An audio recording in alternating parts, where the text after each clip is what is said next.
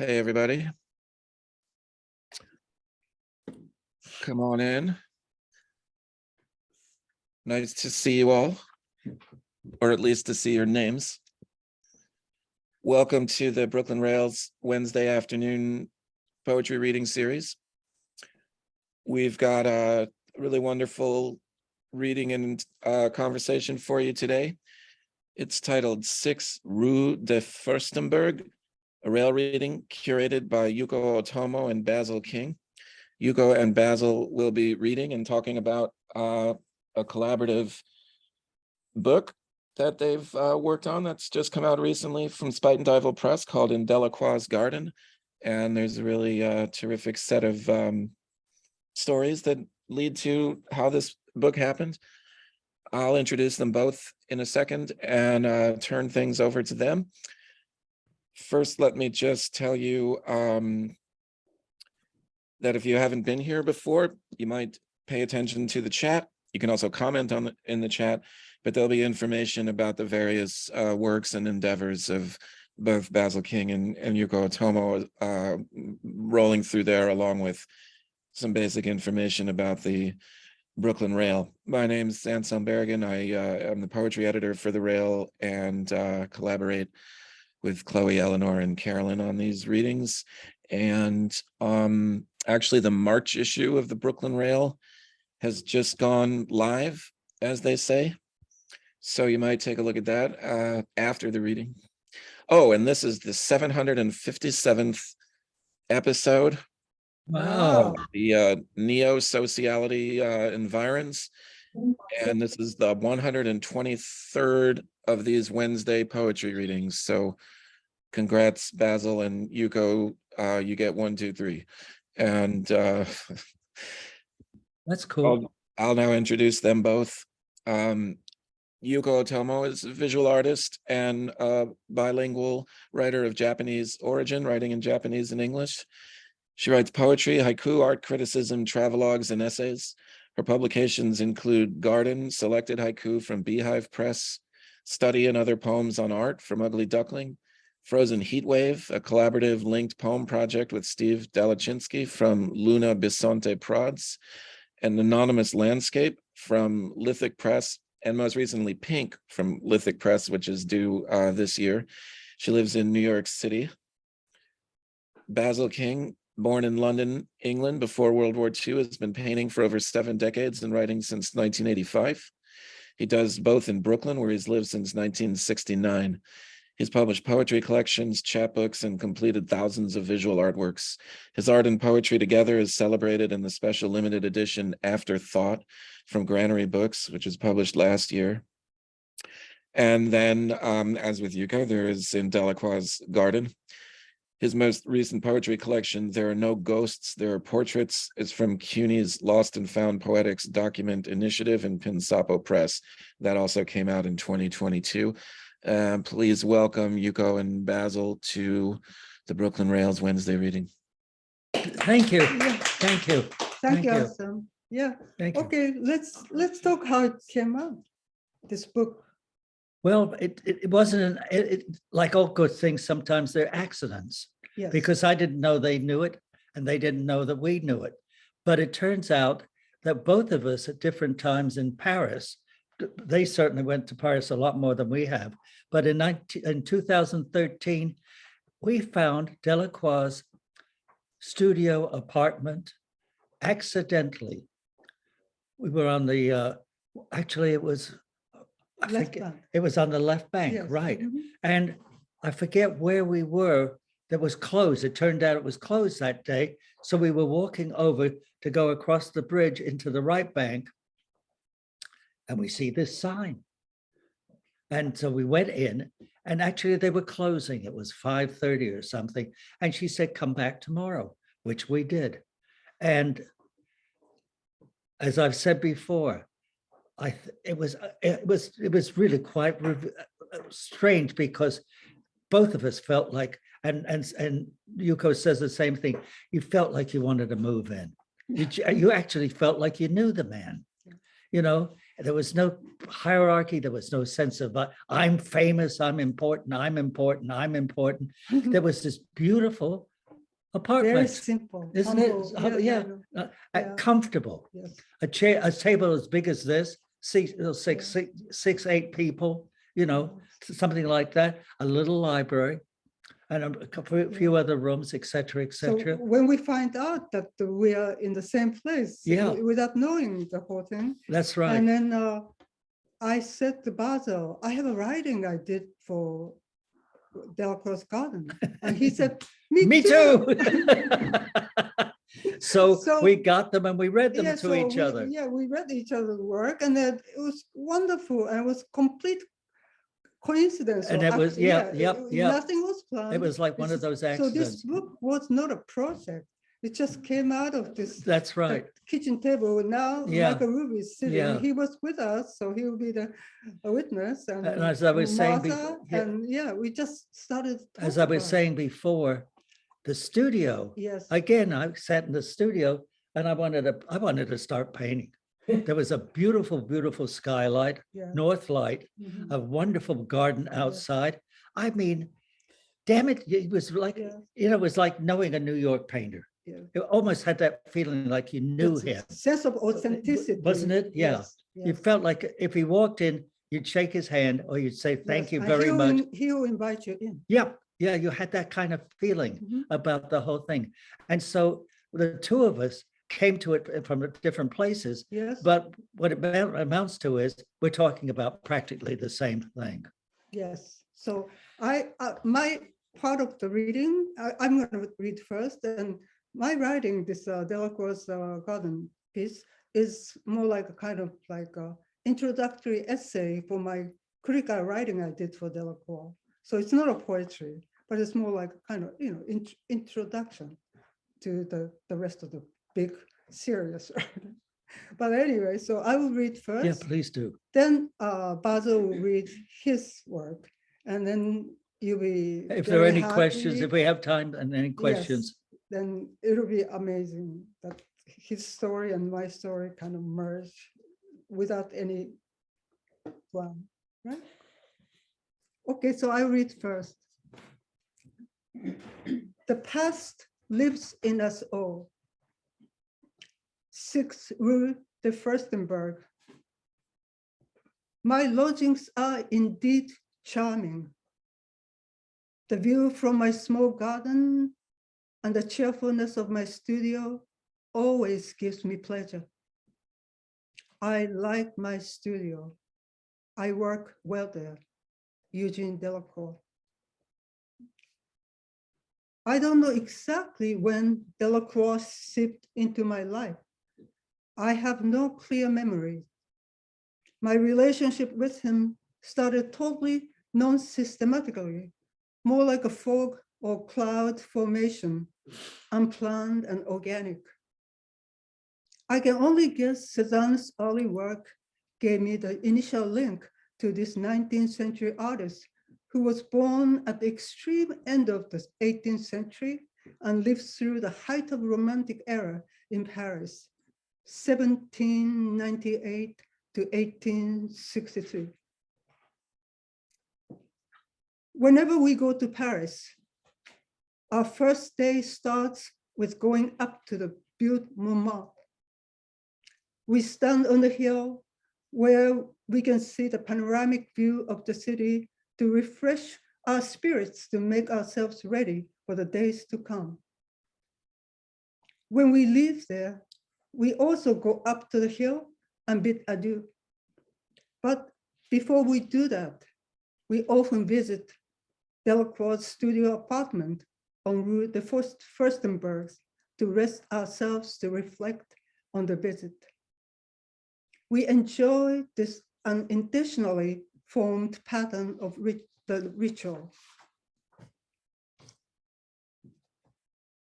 Morton Feldman is one of my all-time favorite thinkers on art. Although he's not a visual artist himself, his ideas and reflection on visual art are staggeringly accurate and totally fascinating. I learn a lot from him and enjoy reading Give My Regards to 8th Street, collected work collected writing of Morton Feldman again and again.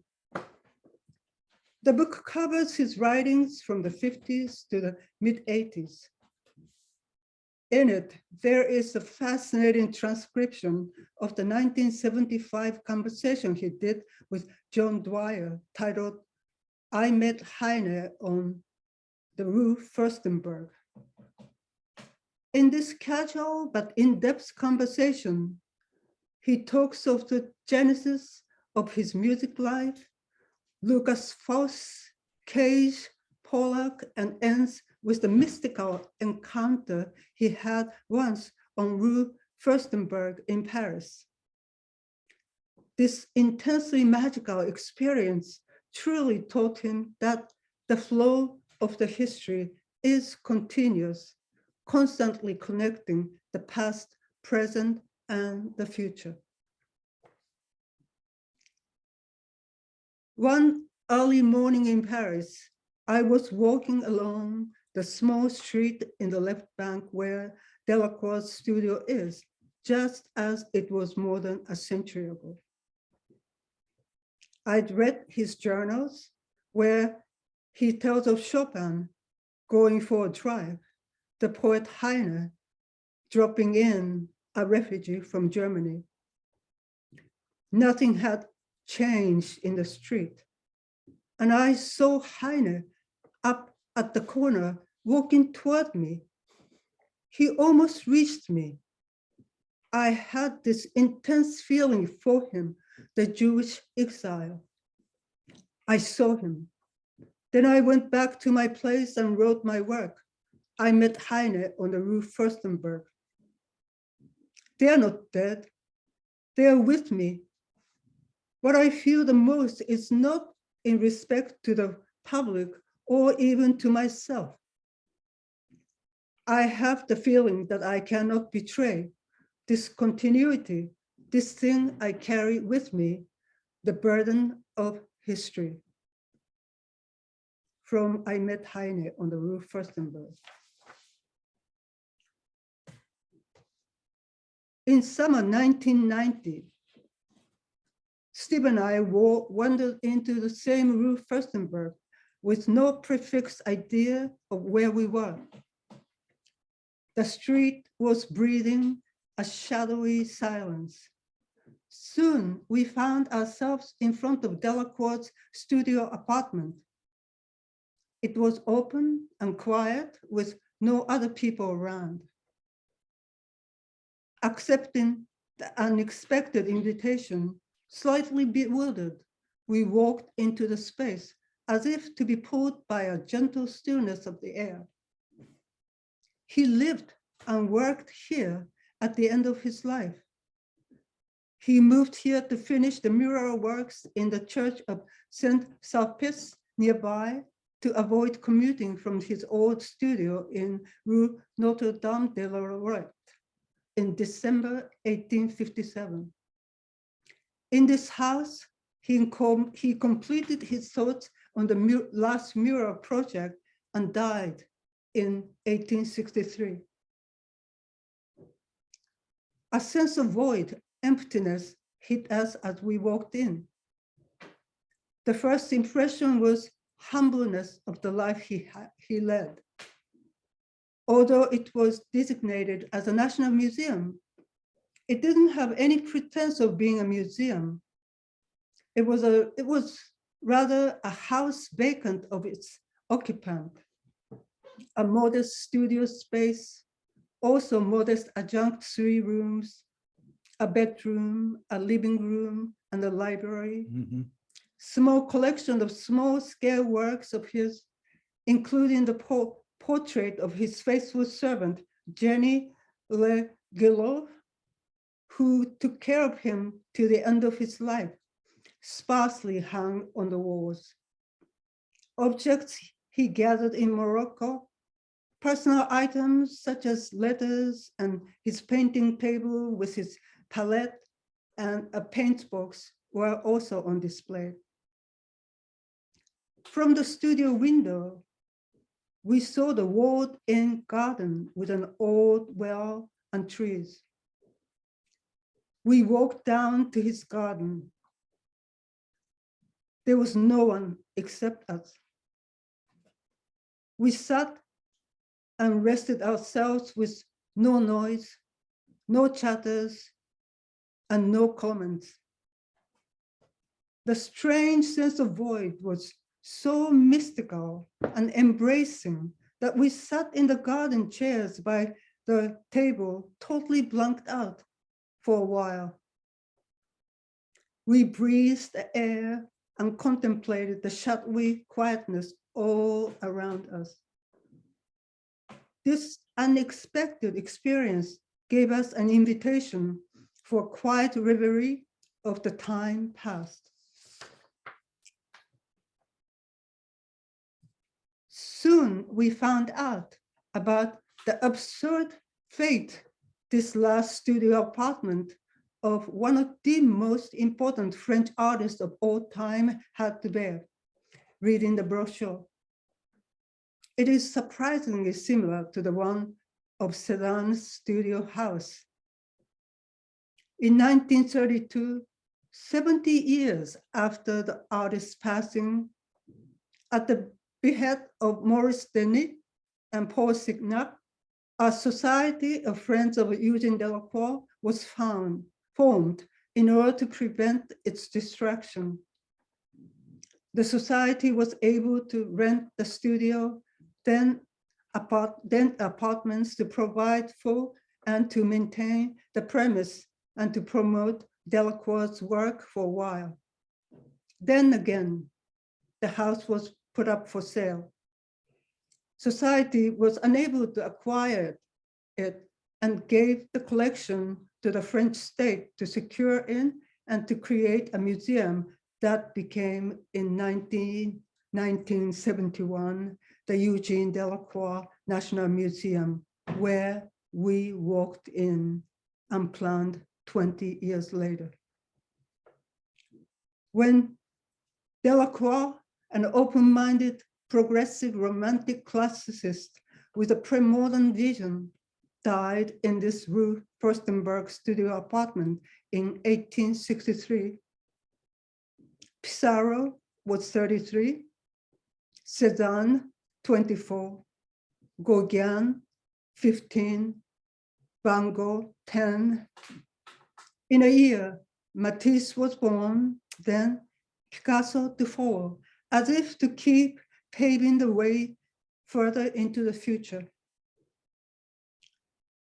Yes, Feldman is right. He saw Heine in the street where Delacroix, the closest friend of Chopin, lived. We rested ourselves in his quiet garden one summer afternoon. Past lives in us all as the future does. We are all part of the flow of the history. We carry the torch together, surpassing the time-space.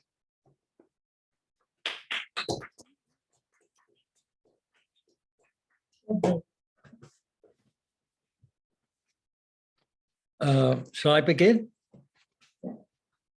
I want to read something that I wrote because it applies to this, but at the same time, it's the beginning of another book.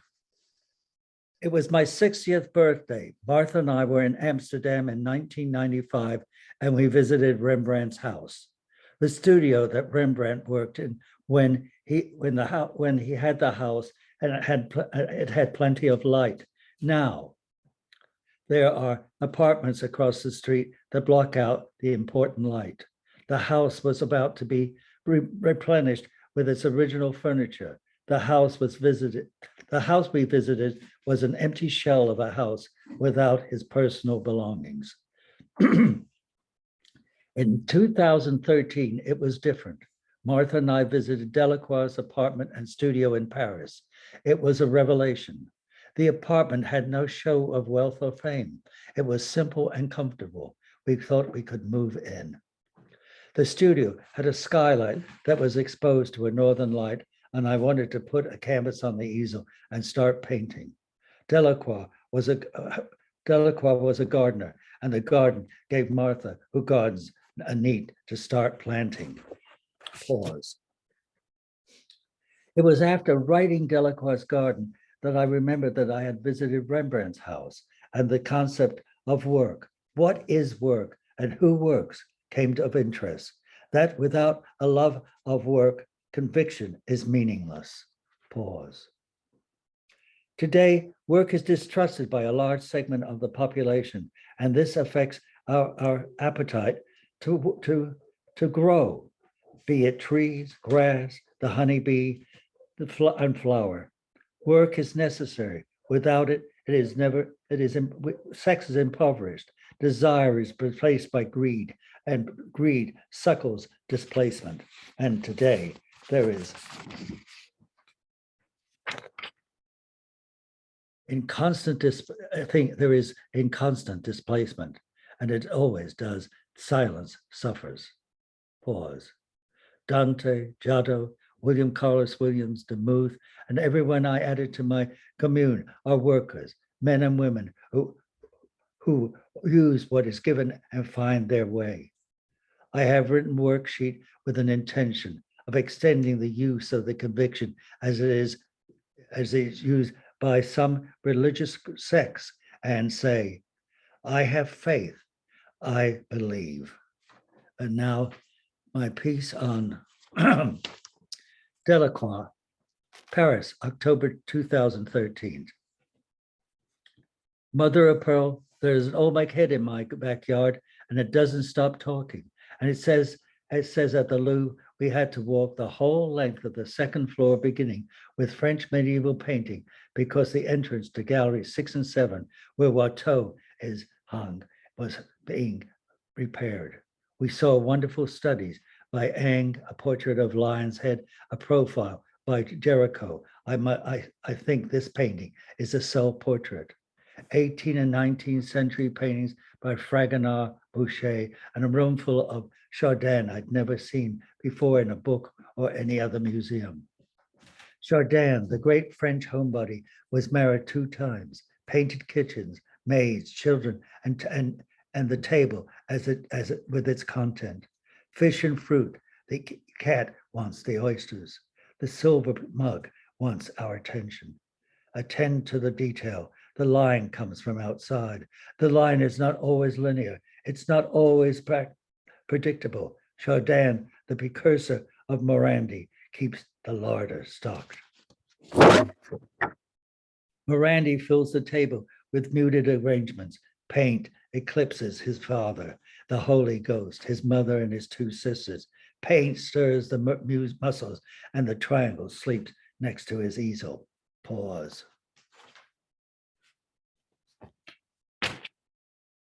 There was 2 young Asian women in the last room sitting on a bench in front of Watteau's Gilles, talking. They paid us no mind.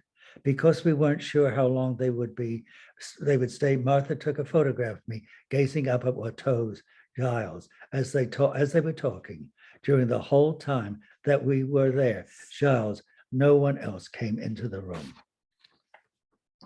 I have known Watteau, Pierre, or Giles since I was in my teens, and I have always wondered, is this young figure a man or a woman? The costume hides the answer. Take off your jacket, take off your pants, take off the mask. I can't forget the smile. I cannot forget that I love the ambiguity of not knowing, is Giles Watteau's self-portrait? Is Giles a man or a woman? I appreciate that men and women are not the same, but there are likenesses, and likenesses appreciate that nature has 4 seasons. I think we all have a season of choice. And in the Louvre, there are bold contrasts, one being Poussin's self-portrait, and an abstraction that says he has thought of everything. And what I think is Watteau's self-portrait, my Giles. I cannot forget that I love the ambiguity of not knowing, is Giles Watteau's self-portrait a man or a woman? I appreciate that men and women are not the same, but there are likenesses, and likenesses appreciate that nature has 4 seasons. I think we all have a season of choice. Downstairs on the 1st floor, Huge crowds visit Mona Lisa. What does Mona Lisa say? I see Leonardo always running from his illegitimate birth, the diverse and unfinished projects. Is Monet Lisa's enigmatic smile Leonardo's smile? Leonardo writes backwards, fly, motherfucker. I visited the Last Supper and catch me if you can. I wanted to keep out of you a distance, but the puppet is like a cat. If a cat knows you don't like it, the cat always forever wants to get on your lap. So the crowds come and the Mona Lisa smiles. Oh, Leonardo, your heart is bare, and who can blame you for not wanting to keep it covered? Pause. Among the more than 20 paintings of Poussin's in the Louvre is Poussin's self-portrait. He wears a dark green gown. His hands rest on a closed portfolio. He is 56 years old. This most practical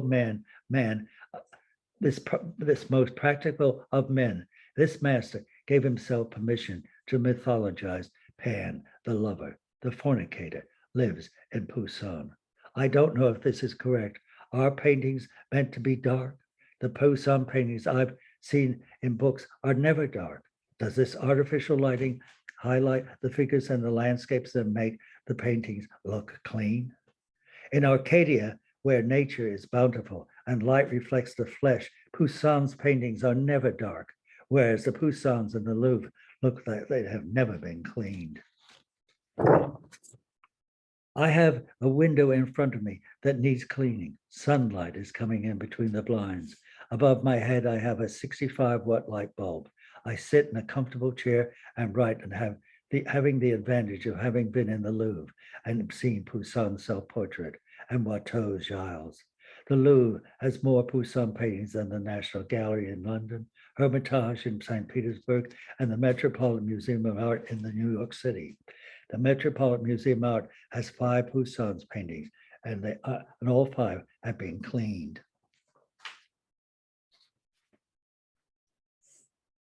Watteau had been a sickly child, and maybe because of this, he obsessed. How much time do I have? I suspect that Watteau didn't take care of himself and was as careless and anxious when he wasn't drawing or painting. When he wasn't drawing or painting, he went to the theater. It was always the theater, the action, the gesture, the imaginary pasture on Watteau's stage. So many depictions of frivolous women. But look again, where you think there is only romance, there is Mezzotint, the lute player, the French comedian, the Italian comedian. He alone among 18th century painters exposed the secular blue, the excessive skirts, futility, truth and imagination, white on white. Compassion tells us there is no metaphor for death. In 1720, Watteau traveled to London, England, to consult with Dr. Richard Mead, one of the most fashionable physicians of his time and an admirer of Watteau's work. He had purchased the Italian comedian. London's damp, smoky air offset any benefits of doctors' the good food and medicine. Watteau returned to France and spent his last few months on the estate of his patron, Abbe Haringa, where he died in 1721. Perhaps from tuberculosis, perhaps at the age of 36. The Abbe and Watteau was the Abbe said Watteau was semi-conscious and mute during his final days, clutching a paintbrush and painting imaginary paint in the air. So the same thing turned into the same thing. Pause. Late in life, Nicolas Poussin developed tremors in his hand. That didn't stop him painting. He improvised, taught himself to use the brush as a pointer, and built up the surface with multitudes of dots. But his tremor got worse, so bad he had to stop painting. His wife died, and a year later, in 1665, Poussin died. ... No dash. Seurat will continue the chase. Seurat caught a theory. By juxtaposing tiny ducts of color, he created lights of harmonious balance. This innovative technique came to be known as pointillism. He used the same technique when he drew using Conte crayon and drew dark and light dots, night and day and night. Seurat was 24 in 1883 when he painted Perrault with a white pipe. Perrault stands calmly smoking his pipe. There is a hint of danger. Seurat died 7 years after completing Perrault at the age of 31. I don't know if every museum in France honors the disabled. I use a cane and have a limp. In Paris, the disabled do not pay or stand in line, but to get into a museum. At the Musée Orange in 1879, as his wife Camille lays dying, Monet paints her disappearance and experiences water, clouds, lily pads. Monet didn't laugh at death and he didn't ignore it. Measure the distance between lily pads and distance between its layers of off-whites, pinks, and clouds. View his compulsion, his desire to complete his metamorphosis, his self-portrait. Splash! Monet blows his nose. The silence is broken. The first thing I saw was a huge swash of yellow paint in Monet's painting. The yellow sun hit me and I screamed. A very tall guard wearing a long knitted scarf came rushing over to me with his finger on his lips and a smile on his face. I experienced cruel moments as I was sucked into Monet's surfaces. I lost my bearings, my equilibrium, remembering the color wheel, the distance between trees and the lack of shade, the oval egg-shaped galleries that house Monet's water lilies. I was a fetus. I was born and I died, and I was born again. Looking out at the train and seeing the English landscape, the landscape of my childhood, it was not tender. It was complicated by war, resentment. Splash, the silence is broken. In 1941, my mother, my Aunt Jenny, my cousin Renee, and I were living in a rented cottage 8 miles outside of Northampton in the village of Great Cretan. We were newcomers, foreigners to an inbred medieval village. That I am Jewish, that I was 6 years old and I could read and write didn't exactly favor me with the village kids. They wanted to see my horns. The village wanted to know why we buried our dead standing up.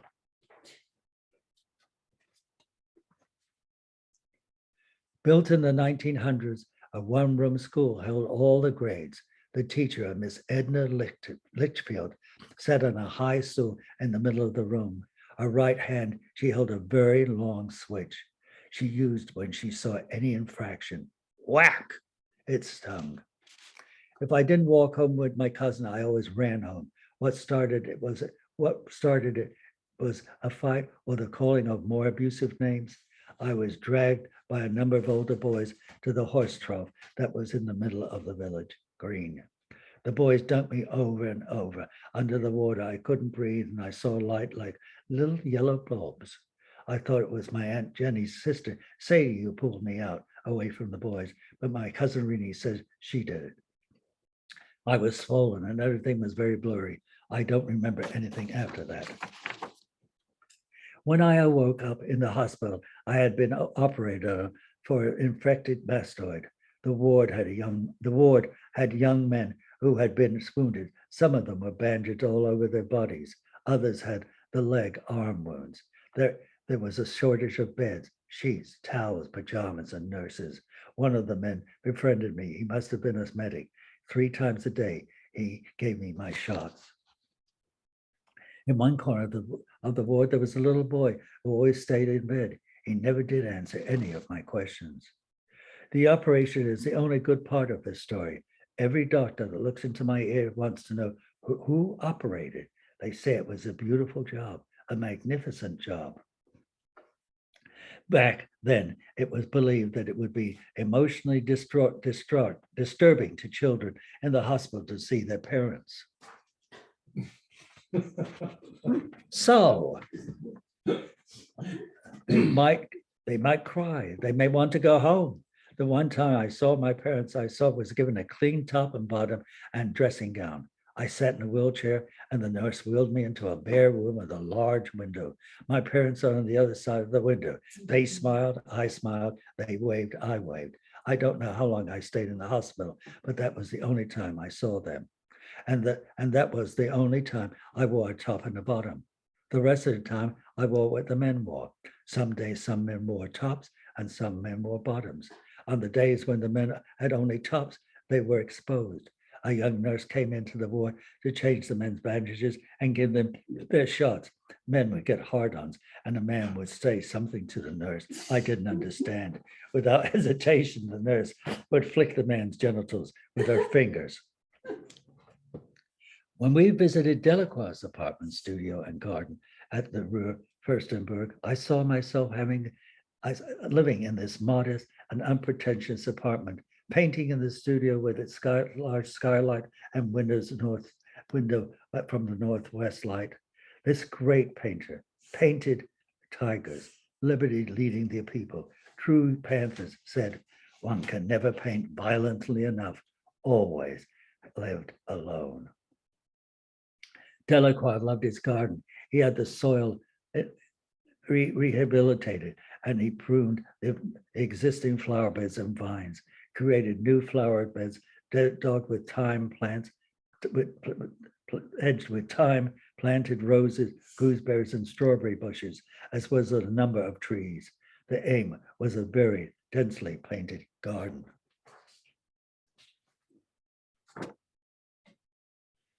There was a pigeon in Delacroix' garden that reminded me of the pigeon that hangs on the wall over our bed. I painted pigeons since the 1970s. They don't beg, they have no master. They know what the rules of the city are and they obey them. They take care of themselves. They fascinate me. Their timing is perfect. When approached, they wait till the very last moment before they fly away. Pause.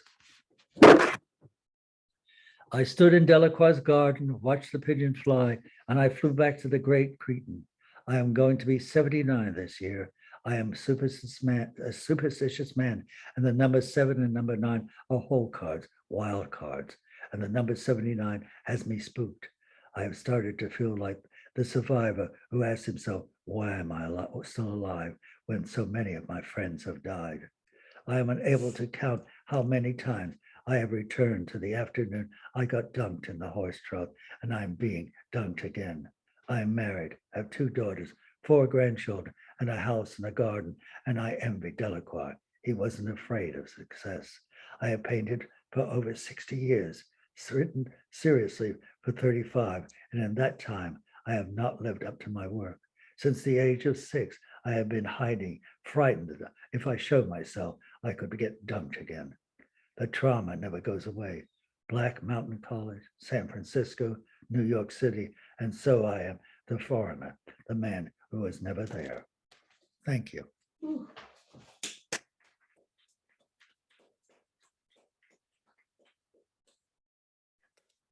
We got time for questions? Actually, one thing I Yeah, want to do, Yeah. Oh. Take it away. We'll keep a track of the chat and if anybody raises their hand, but yeah, go ahead, Yuko. Basil and I are active painters and writers. You know, we are like a Yeah. writer painters, and it's very fascinating. We have a kind of like a carbon copy of identity. Yes. Okay. The other 2 painters are the other 2 people that I almost consider them my aunt and uncle superstitiously is Marsden Hartley and Emily Carr, the Canadian. Oh, great. They And- both painted and wrote beautifully. And it's very rare that Yes. it happens. That's true. And You know. I like to dedicate my part of reading, of course, my one and only Steve Dalachinsky. Yes. And okay, any question? Bonnie? We're on the spot. Yeah. Any questions? Come on. I don't know, I was just still, it was so rich, I'm just sort of absorbing it all. Just both of you, just amazing. I don't have any questions at the moment, but if I do, I'll raise my hand. Yes. Michael? I can't believe you're speechless. It was just such a beautiful read and so Yes. moving. Yeah. And Baz, you've carried that with you all through your life. It's so amazing. It's really I mean, beautiful. How'd you recover from that? I haven't. Good point. No, I haven't. Yeah, Ask Martha. yeah. It was something that, well, now the older I got, the more I realized I almost died. Right. I mean, if she hadn't pulled me out, if Rini hadn't pulled me out, they would, I realize now what those stars really meant. Right. People You know. forget how toxic British anti-Semitism Oh, has been historically. and it is still, Everywhere. it is still. And it's one of those things that it's a sad thing because I don't think it'll ever go away. That kind of guilt that they place on us is something that is always unrealized because they couldn't come to terms with what they did. So they have to find, and it goes on year after year after year after year. And Israel doesn't help. No. Bless them. They turned into a terrible European country. This is what they ran away from, right? Mhm. Yep. And then they go and build it up and they become anti-Semites or Arab Semites or whatever the hell you want to, Anti-Semites. something like that. But the point about it was in Paris, I don't know. I didn't feel the same. I know it's there, but I didn't feel the same way I feel it in London. And maybe because I grew up in London or England, that I know it, And Martha, bless her, she saw it in the strangest way. We were in Spain. And we were looking in the window at a restaurant. And this couple came along and said in a very British accent, "Oh, we've been there. It's a very terrific restaurant, et cetera, et cetera, et cetera." We got talking and then we decided to have a drink. So we went and we were having a drink and then all of a sudden she went. She realized you were Jewish. She realized I was Jewish and they got up and they left. Wow. Feldman was very conscious of, being Jewish and Heine being Jewish exile. and all Yes. those things, and Heine is buried in Paris. Yeah, I read the book on his last life in Paris. Very, very sad. Very sad. Oh, it's a very my sad God. ending. He was in Yeah. exile, yeah. He exiled in Paris and it was like a horrible. But our piece is not really about anti-Semitism. No, That- I know. that our It's pi- all about love for art and yeah. and finding this place. And honest to God, I recommend everybody that if you have any feel for it, yeah. you should. When you go to Paris, you should really Because go there. it's so nothing. Yeah, You can't expect anything. There's nothing to really see. You just have to be in touch with something. Otherwise, Chaim Gross is you feel like, oh, I wasted my time feeling. yeah. But Chaim Gross's house on Lafayette Street that Yeah. Mimi, his daughter, runs. That's twice more fancy, and that's plain. Yeah. When you go upstairs where they used to live and everything, Yeah. she took us up there. But even so, it was much more elegant. And they have something to show you. Yeah, But the Delacroix place, there's nothing to see, there's a few paintings. basically. There's right? just Yeah. a few paintings. Very. And there's some Hey, guys, we've got 2 questions. Do you want to take them on? I don't mean to interrupt, but absolutely. Nicole in the chat wants to know what your favorite Delacroix painting is or are, I guess, from each of you. And then Kim has a question. Then we can, after you answer the Delacroix question, we can have Kim ask her questions, if that sounds good. Hi, Nicole. Hey. Well, what the hell's it? Yeah, I don't know which one is my favorite, but today happened to be Chopin's birthday, and he painted a double portrait of George Sand and Chopin. Yes, That's yes, really, yeah. for me, it's kind of like it tells everything about their era and the time and this warm kind of earthy color, and then the kind of, idiosyncratic breast strokes and all those things. I love it. Yeah. Well, my favorite, but the one I like, I find really incredible, is his visit to the, oh my God, what is it called when those women, the Harem. harem, Yes, that's the harem, the yes, harem. And that- that's a very strange story too. because that influenced Cézanne. That's right. Yeah, that's Very how much. Yes, everything moved. yes. And Cézanne said, the black guy, the slaves, Right. his slipper, he says the red of his slipper is like wine going down, good wine going down.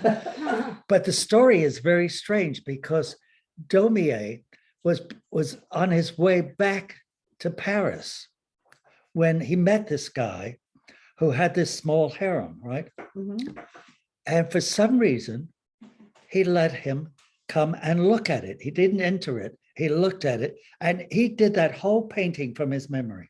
Wow. He did that whole damn painting from his memory. He came out and he did some real fast sketches, like, Right. and he went back, and it took him a long time to do that painting, but that was all from memory, Mhm. and it's unbelievably good. I think it's, yeah, I can see why Cézanne would just go. Yes. It's yeah. and the It proportion. opened up his mind. Yep, yeah. Yes. Can we unmute Kim? Hey, Kim, Hey, where is she? I can. Hi, beautiful reading. Thank you so much. I felt like both of you, that you showed us at least two ways of being present in such a location, whereas Yuko it was about sort of ineffabilities and presence and silence, and the meaning was kind of in the silence of the place. And the unknowingness of the place, the ambiguity of the place, whereas Basil really was just situated himself right there, and there was a familiarity and a longing, and being present in that place sort of stimulated a whole string of associations and memories for Basil. So he then walked into a whole bunch of different paintings in different places. Just to say, there were just at least two of the ways we can be in a place, and I really appreciated being there with you. It was so rich. Thank you. That's a beautiful. Yeah, that's very- interpretation. That's also, you heard the poem. Yes. Yeah, That's very nice. Thank you. Any other questions? We're doing them cheap today. yeah. I think Fong has a question. Okay, Um, where is he? What do we have to do? Where, what's the question? Well, he's still, I can't unmute myself. there you go. Yeah. Oh, Oh, that's good. Took a while. Thank you. Thank you so much, Yuko. I'm glad that you dedicated your reading to Steve, That's fun. Wonderful. because Steve Dalachinsky, when he came on to the Brooklyn around 2001, start writing music review. Right, that's true. He was the longest columnist. The Lawrence columnist, and he really elevate experimental music in the realm in a very major way, inspiring a lot of younger people to read, to attend to those concerts, be it Henry Threadgill or someone else is in the East Village, you know. There always an occasion to go and see those amazing concerts that Steve review and talk to those great composer and musician.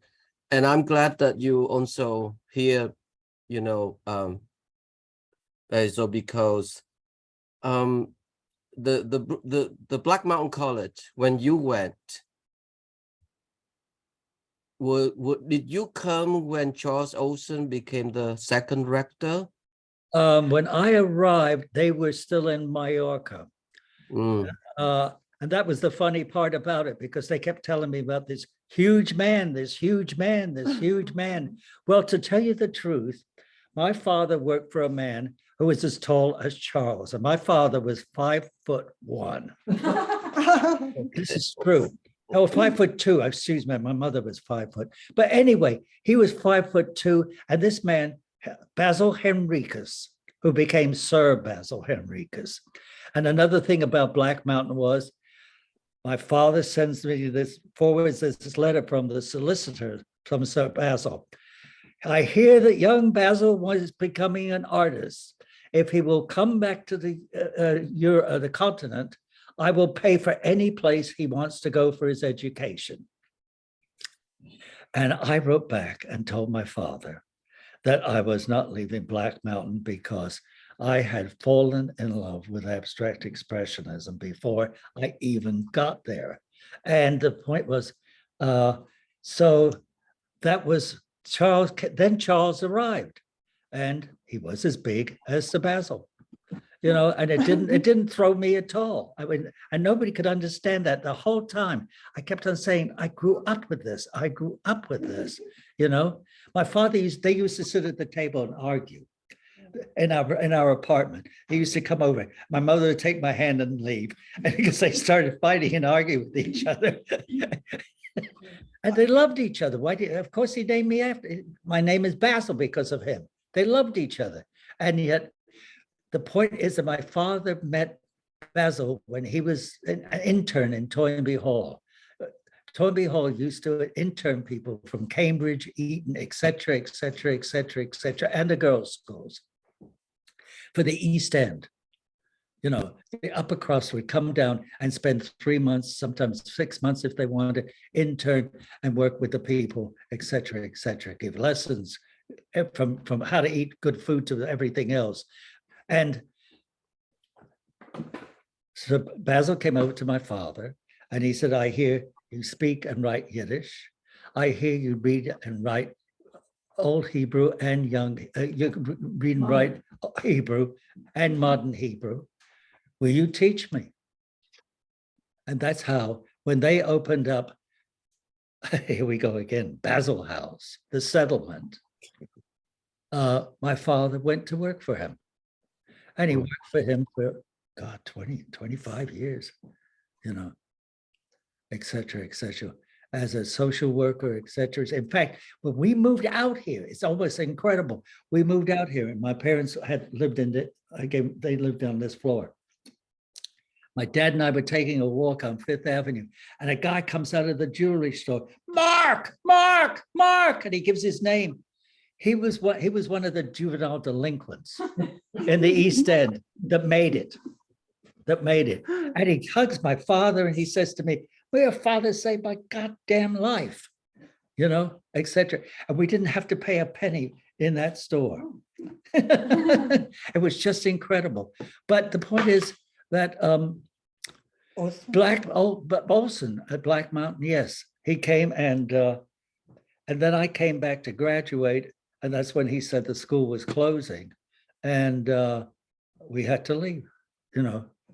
But no, I took classes with him. I took classes with him, tutorials with him, et cetera, et cetera. In fact, in this new piece I'm writing, I've got a piece on him. But is there anything else you would like to know about Black Mountain? Black Mountain. Yes, because you and Dorothea Rockburn are the only two members survive from the whole entire school. Martha King. No, there's And Martha. I wasn't aware that Martha went on. no, she went there for the summer. She was there summer. I see. for the summer. But Jerry Vanderwall, who is now 90, he's 4 years older than me. He's three. No, he's 91 because he graduated from Cass Tech ahead of me. I see. He was a class ahead. That was another thing. Detroit filled up Black Mountain because there was a teacher in this school that we went to. Actually, I got kicked out, but that's beside the point.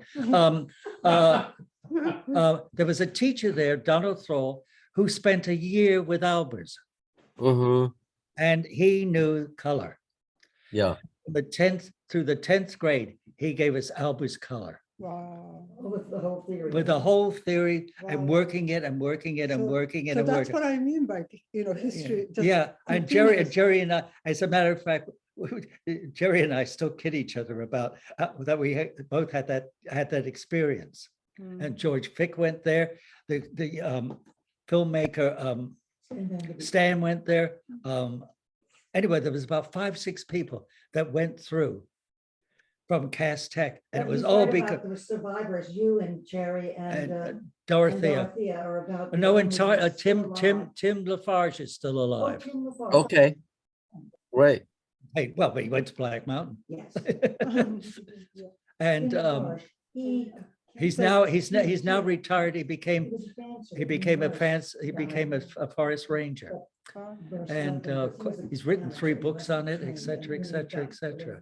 The Black know. Mountain College is my dream education place, and I feel so blessed just sitting next to Basil and Martha, and it's like it's incredible. That's what I mean. But It was an everything is experience. connected. It History was is just- it was a very amazing. strange place, actually, because Strange what you what? said, well, the people that were teaching you, the teachers, were working everything out themselves. That's right. And that That's was what true. was so Right, they're not beautiful. professional teachers. That's they're right. Artists. That's right. But at the same time, Charles was writing, Joe Fiore was painting, everybody that taught there, Creeley and everybody that taught there was coming into their own. Right. And still working at it. Very And- beautiful. And what it was, you picked up that, you actually picked that up, and that's really has stood me, So that as a student, you felt that spirit. yes. Kind of thing. And the authentic. strength of it, and the strength of it, and the purpose, that there was a purpose to it. That's you know, the part, it's and, so hard to teach. And, Yeah. you know, it wasn't, very few people even graduated, very few. George Fick decided to graduate, he graduated. Couple of people graduated. Well, there's no degree, so there's no motivation to. No, well, yeah. for one thing, you didn't get a mark. You got a report. They wrote a report, and if you wanted to see it, you could see it. If you didn't want to see it, you didn't see it, Right. But the graduation was actually very stiff. It was a 2-year graduation. You had to have a language, you had to have a mentor, you had to have a program. And when I came back in 56, like a few months, about 4 or 5 months before the place closed. I had decided, fuck it, I should finish something. So I went back to graduate, and then the place closed. Otherwise, I would have graduated. I would have stayed there and graduated. So what was the graduation writing or singing? Or Well, I'm whatever? painting, Painting, painting yes. it. I wasn't writing then. Mhm. I snuck Right. into classes. I did bogus writing to get into writing classes. You had to bring something. Fielding, VD used to help me through the. Okay, turn- so one last question. Is I have a few rare copy of Black Mountain Review. Were you there witnessing when those people collaborated with the Franz Klein and Oppenheimer or whoever else? Because I wanted to see, I talked to Dorothea about it. She seemed to don't remember, she didn't remember much. But were you there when they were, Joe was there. Joe Put it- was there. yeah, Greeley came late. Greeley actually came late, stayed a year and left. right. He came in from Mallorca and then stayed about a year and then left. But Joel, the Black Mountain Review, don't forget, was done in Mallorca. It was printed there. It was printed there, Printed there, right. because Bob took care of that. Yes. But as far as Joel was there, and so was oh my God. I'm trying to think who else was there that would be in the Black Mountain Review. Well, Fielding was there, Right. and who's a Southerner? Southern. Yeah, Those in Fielding was there. Fielding was there, and Right. Joel was Oppenheimer was there. there, and oh God, was it Jonathan? Jonathan was there. Jonathan was Jonathan there. came. The Jonathan Southerner. Jonathan would come and go. He would come and go. He would come and go. He would come and go. And a lot of people did that. Okay. There was a lot of movement there. because people either wanted to go away to make some money for a while, or they wanted to do this. I got the hitchhiking bug and kept going around the country, and I wanted to do that. And then I would come up to New York because the painters were here, and because of Black Mountain, you could knock on their doors. because of Black Mountain, I could knock on their doors, and I was able. You hung out and see the top. So, but the hanging out in the seated tunnel was incidental to actually knowing some of them, you know. But they gave me entree, and don't forget, nobody knew them. Bill de Kooning was still painting goddamn houses when I met him. You know, he was painting apartments. So many great painters, You know, a house painter. Yeah. Actually, France was being evicted the first. Well, day. the day They were taking the paintings out the day I back came to to see, them on the the day I came. Oh, by the way, I came to New York. I had an entree on 2nd Street and between 2nd and 3rd on 2nd Street between 2nd and 3rd. People who had been to Black Mountain. I got there and the building had burnt down. No shit. The building had burnt down. So I got to the phone, and thank God I had Volpe's, Stephen Volpe was here. And for some reason, I had his phone number, and I phoned him and told him, and he said, well, you walk down 2nd Avenue to 8th Street, turn on 8th Street, and walk all the way to 6th Avenue and turn around, and the Waldorf cafeteria is there. Get a cup of coffee and wait. And the Waldorf cafeteria in those days, there was no kidding. They used to yell your name out, you know. And there I was the first time, and I had a cup of coffee. Basil King, phone. I go there, and he tells me, now you go up to 23rd, 4th, or 26th Street, or something like that, such and such. Ralph Shape, he can put you up for a couple of days. So I got there, and Ralph Shape, he says, you know, well, I've already arranged for you to be somewhere else, but you can be here for 2 nights because there's a young French composer coming to stay here, Boulez. So Boulez. So Boulez shows up before I left, right? And we introduce each other, and he says, do you know New York? And I said, no, I've only been here 2 days. He said, well, why don't we find out, go together? We spend the day together. Yeah. You know, etc. But New York was like that then. It just was like that. It wasn't people protecting themselves like they do today. I know. It's You know? shame. Yeah. So you were there in 1948? No. I came in 51. 51, okay. I came in 51. I was 16. Yeah. And I How came. long? Yeah, that's how long ago. I came, yeah, it was 51. The fall of 51. You know, the fall of 51. Well, it's closed in 56, so. That's right. 5 years Yeah. later. Yeah, 5 years later. And I most probably spent 4 years there. Yeah. On and on. Yeah, but periods of, I never left in the middle of a class. I never left in the middle of a class. I would left at the beginning of something. or the Yeah, end. well, but the Bill de Kooning taught there in the summer of 48. Yeah. So it's right after his first show at Charles Egan. He sold nothing. Not a painting was Oh, sold. but he told, but he, So- He went back to house painting. That's super but- true. But the point is, That's right. what he did down at Black Mountain was what it broke open for him. He did excavation and Asheville. Yeah. Oh, really? Yeah, he did That's those what two did. paintings down there. And as he said, that summer was goddamn heaven, Wow. you know? So But you didn't meet him something, there, you something met him in opened New up. York. But I met him in New York. I met him in New York. But This something is- opened up when But he it was just in opened, it Bangkok. just opened up. He said, I don't even know what happened. It was, for one thing, he said, we had our rent paid. And she didn't have to work and he didn't have to Right. work, you know, and they did their own work. And that summer was something because Right. Buckminster just Fuller sort of- was there, Buckminster Fuller was there that summer. Mm. And who, the movie director, Charles Penn? Penn, yeah. Was a student. No, he came, Oh, no, he came as a teacher. He Yeah. came as a teacher because he put on all the, Arthur Arthur Penn, Penn? yeah, Oh, he wow. put on all the plays, you Mhm. know, and et cetera, et cetera. Incredible. But that All was- the- that was all the the- history of.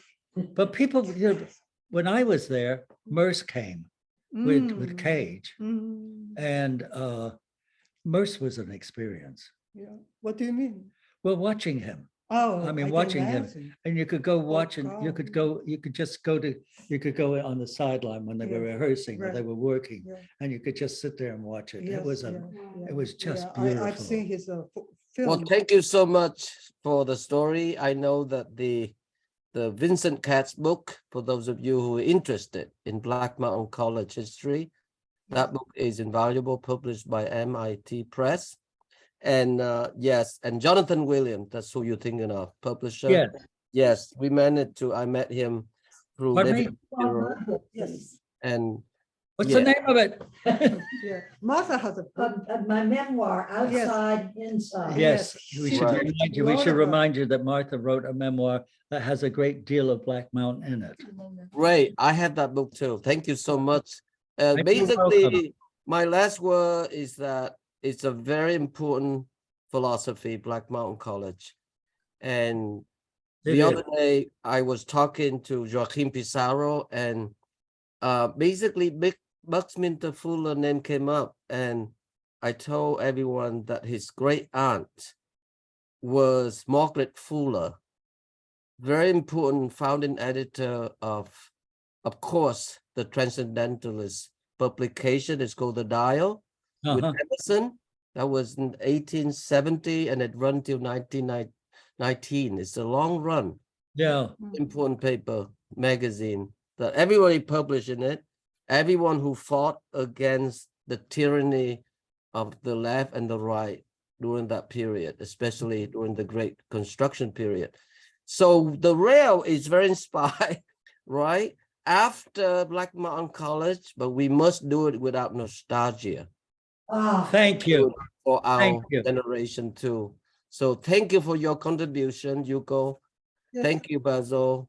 And thank you for having us. yes. And thank you for This having was us. fun. It was, Thank you. yeah, it was easy. Great pleasure. Thank you, Anselm, for Hey, let me just also say thank you, and just to remind everybody that this beautiful book exists and it was published by Todd Tillman, Spuyten Duyvil Press, and in Delacroix' garden, Basil King and Yuko Otomo.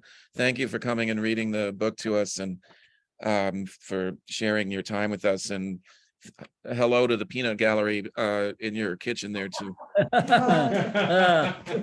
And thank you. Thank you.